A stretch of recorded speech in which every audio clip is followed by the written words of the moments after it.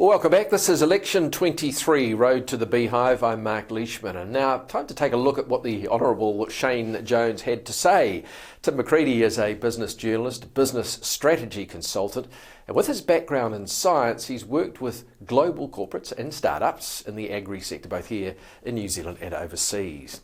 And he has a passion for politics. So, Tim, welcome back to the program. How did you think Shane Jones did? Yeah, thanks. Great to be here again. Look, I think that was a classic example of a Shane Jones interview.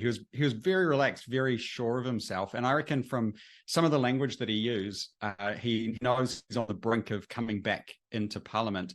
One thing I would say, and I think this is kind of typical of a Shane Jones interview, is that while he spoke a lot and he showed off his impressive vocab, I'm not sure that he necessarily told us much more than what we know already about New Zealand First and his policies. And I do think it's interesting that, Shane Jones might be number 2 in that party, but gosh, there was a lot of talk about Winston Peters in there.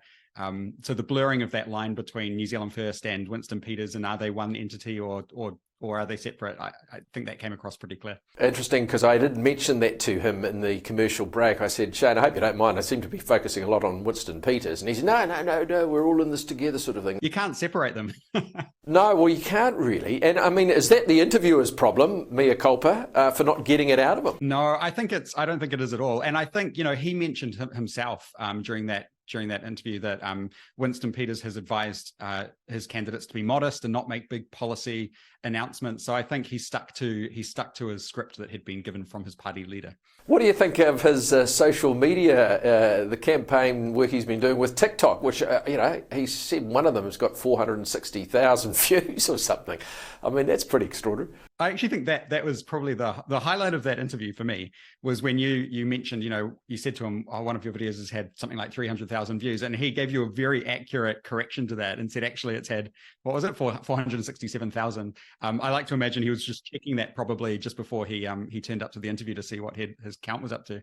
But I think that strategy has been really, really popular for him. For people that haven't seen those videos, it's worth looking up, because he's done some great parodies of, like Don't Stop Believing, that song where he's changed the words to talk about Northland and planting 1 billion trees and things. And he said that he's done that to get his voice out there and reach those voters that are really hard to get to. And I think it's working. I mean, people are talking about him, and it's been in the media. So he's sort of been quite successful. Taking a leaf out of Chloe Swarbrick's book, perhaps. Yeah.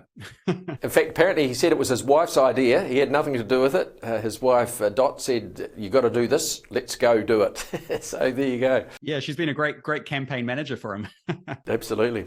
Well, there's been criticism from some that New Zealand First is too heavily focused on Northland, in fact, rather than rural communities elsewhere in the country. Would you agree with that? It does feel a bit like that, doesn't it? Yeah, I mean, there's a lot in Northland. And I mean, to be fair, I guess he's running in Northland, so those are the voters that he's targeting. But, of course, New Zealand First is nationwide, as is this TV program. But I think I had a look at his policies, and yeah, if you look at New Zealand First policies, there's a whole lot about Northland, like moving the port, re-establishing Marsden Point, creating an energy plant at the Dome Valley rubbish dump, and all these highway promises that they've made. Not a lot of specific things for outside of Northland, but I did think it was interesting that we heard pretty clearly in that interview that he is quite committed to bringing back the Regional Growth Fund. And I think if that's one of their sort of bottom lines, that might be a way for them to provide something to rural New Zealand outside of Northland, perhaps. I think he thinks that is his legacy project in a sense. I think he's quite proud of that, even though, as I mentioned, there has been a bit of scepticism about how successful it's been. Yeah, he's very proud of it, right? And it sounds like he's got lots more plans for that cash if he can get it again. Then, of course, the other one, which David Seymour spoke about last week as well, the live exports of animals, livestock to China.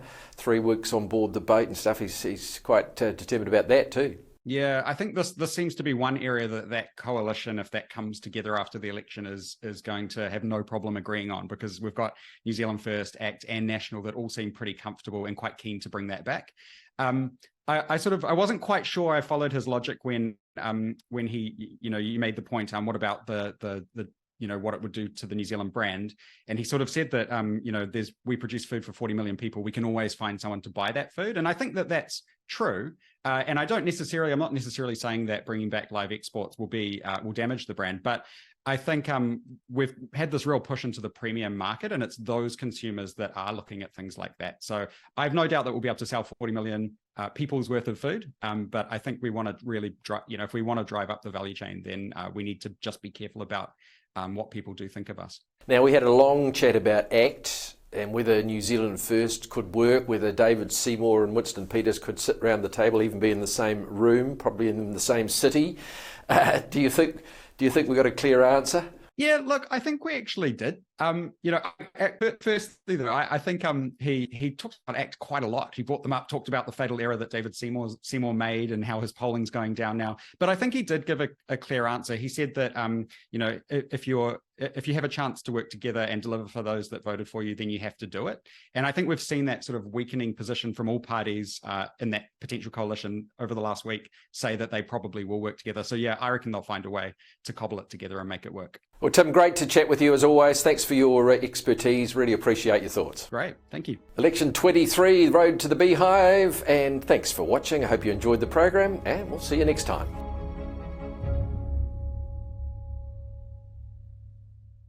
Brought to you by Sky Country Media, rural marketing specialists and producers of Country TV.